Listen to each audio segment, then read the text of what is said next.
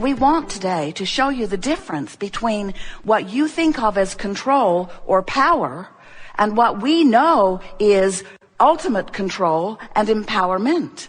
In other words, when you are wanting to control someone, think about something all out of whack and you are feeling bad as you are observing it. Whether it's about your world economy, whether it's about your own personal experience, something that you cannot control. There are too many moving parts, and as you attempt to control it, you can't. Well, that feeling of control is right over there next to the fear that you've been feeling, right next to the despair that you've been feeling. That control that you try to muster is right there with revenge and anger, isn't it? That feeling of control that so many people want is way over there on the emotional scale, right next to your greatest disempowerment, where empowerment is on the opposite end of the emotional scale. Empowerment is you being in vibrational alignment or in vibrational sync with who you really are. That's your ultimate empowerment, you see. And yet there are so many people who are really against the idea of seeking any sort of control, because in seeking control there is a sort of not letting go. And we want you to understand that we agree. You cannot let go and allow who you really are when you are seeking power or when you are seeking control. But if you can find today, and we will lay it out for you in such obvious way, if you can find today the difference between control, which is an outside the vortex attempt at moving circumstances and events in order to get things in a place that they feel better, and true empowerment, which is getting into the vortex and therefore in alignment with who you really are, you will discover some keys that will feel like magic to you. Subtle differences in terminology, huge differences in vibration. And when you discover alignment with this energy that creates worlds, you will find true empowerment. You will find the empowerment that you came forth to express through your creative lens. We're eager to talk with you about anything that is important to you, but all day today, we will be shining a spotlight on who you really are. You think sometimes that the negative emotion that you feel is because you're looking at a condition or a circumstance that isn't pleasing. Someone said, "My lover left and I am sad." And we said, "No, you're not." And she said, "My lover left and now I'm sad." And we said, "No, you're not." "Abraham, what's wrong with you? Can't you hear? My lover left and now I'm sad." And we said, "No, you're not." She said, "All right, I wasn't sad. My lover left. Now I'm sad. I'm sad because my lover left." And we said, "We know that's how it seems, but you're sad because you're focused upon the absence of a lover, when in your vibrational reality is the presence of a lover. And what you want is the presence of a lover. And when you focus upon the absence of a lover, you tear yourself apart. And that's why you feel this negative emotion. You are assigning this sadness to someone else's behavior. We are assigning this sadness to your behavior. We are assigning this sadness to your inability to focus inside the vortex. That's hard to hear. Esther doesn't even want to hear that. Please give me just a little bit of, can't the universe just make me the one exception just this one time? Can't I focus upon the absence of what I want without it being my fault? Can't it be the fault of the person who is displaying the behavior that I'm focused upon? We say, well, that's conditional love if we've ever heard it. Now what are you going to do? Try to control the world so that you can feel better? Oh yeah, that is what you try to do, isn't it? That is what you try to do, but it isn't working out, have you noticed? You have a war on drugs and a war on terrorism and a war on cancer and a war on teenage pregnancy and a war on, and they're all getting bigger, because when you push against unwanted things, you hold yourself outside the vortex where the solution is. And this is the most important thing that we want you to hear. Oh, hear this. We'll say it again and again until you get it. When your life and what you're sifting through, the contrast, helps a problem to come into focus, the whole time that problem is coming into focus outside the vortex for you, Oh, you're going to love it. The solution is coming into focus inside the vortex. Thought for thought, point for point. Little problem, little solution. Bigger problem, bigger solution. Boom, boom, boom, boom, boom, boom, boom, boom, boom, boom, boom, boom, boom. We're not kidding you. In every moment that through life, you, blessed beings that you are, have carved out and defined with great detail the problem, without even knowing it, you've been carving out with great detail the solution. You just haven't known it because while you're beating the drum of the problem, you don't have access to the solution. But it doesn't mean it isn't there, and it doesn't mean we don't have access to it, and it doesn't mean you can't too if you'll come over here where we are. Don't you like that? So, the other day something's going on. Esther's feeling uncomfortable about it. She said, hey, the good news is we're creating something really wonderful over there where we can't see it. But it's good to know. Isn't it good to know? If we can convince you in this short time that we're together today about the existence of this vibrational reality, if you leave here accepting the reality of this vibrational reality, and then we're able to show you how you can focus yourself there regardless of what's going on over here in your reality, you will find relief immediately. A woman said, I cannot pay my mortgage and I don't know what to do. And we wanted to bring her into the vortex. We wanted her to think hopeful thoughts. She was really stubborn. She didn't want to really do that. She wanted to face reality. But once we were able to convince her that she can't, in this moment, while we're having a conversation with her, she can't produce out of thin air the money to pay her mortgage. It had gone far out of whack. She was not going to manifest those dollars that day, in that moment, in the hour that we spent in conversation. She was not going to manifest those dollars. So she could not change reality. And if her emotion depended upon her reality changing, then she was in for a long, hard winter.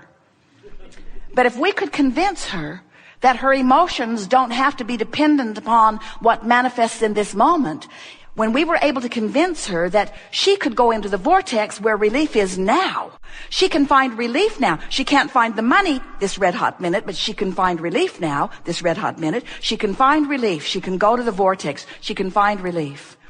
And once we were able to suck her in with our very clever law-based knowledge, in her absence of resistance, the money came that week. When you release resistance, you release the only thing that is holding you apart from what you want. The difference is, so many humans aren't willing to release resistance until the help comes. They say, I want to be over there. And we say, what's over there? And they say, I don't know, I'm over here. We say, well, what would it be like over there? I don't know, I'm over here. Well, try to think about what it's like over there. I can't.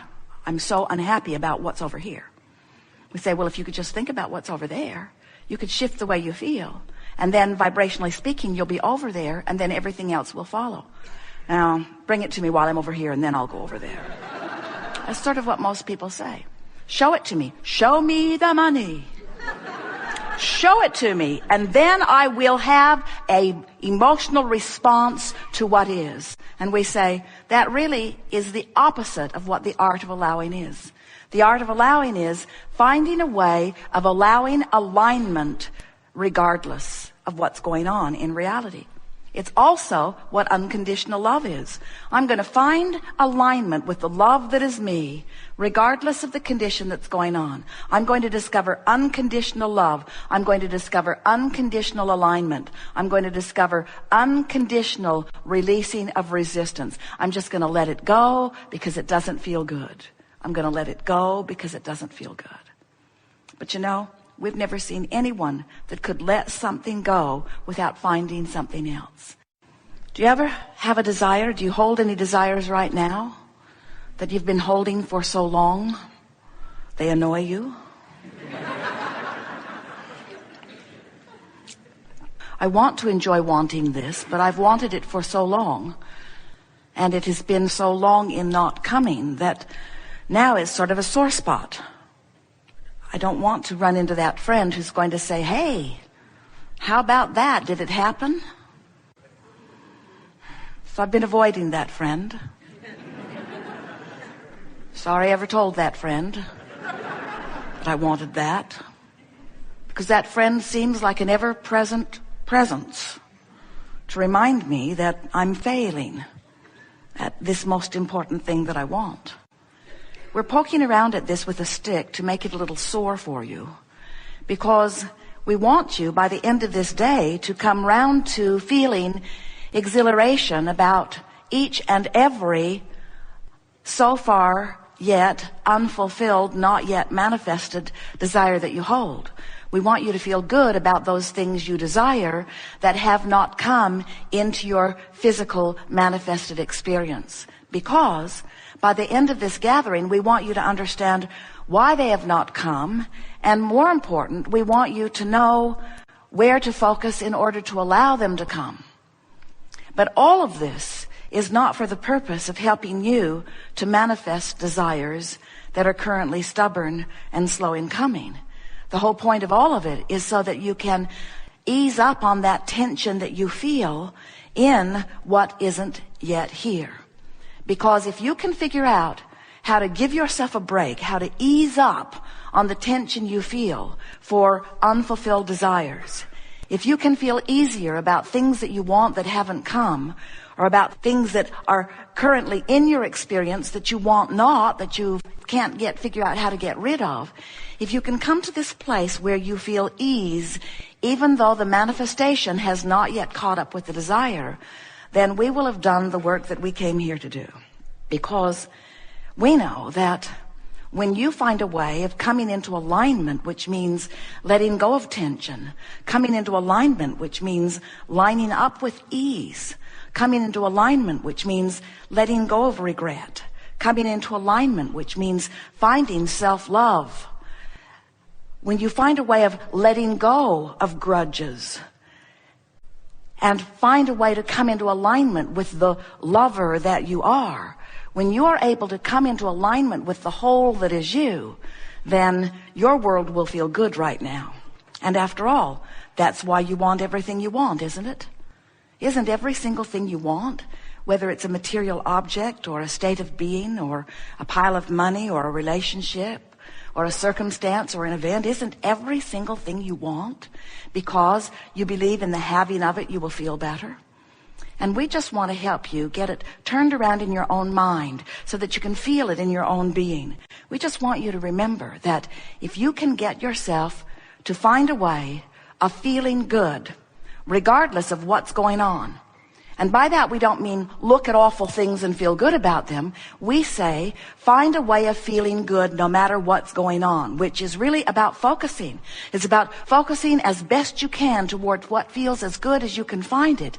If you can do that, then you can train, and we mean that in every literal sense, you can train your own vibrational patterns into harmony with who you really are and what you really want.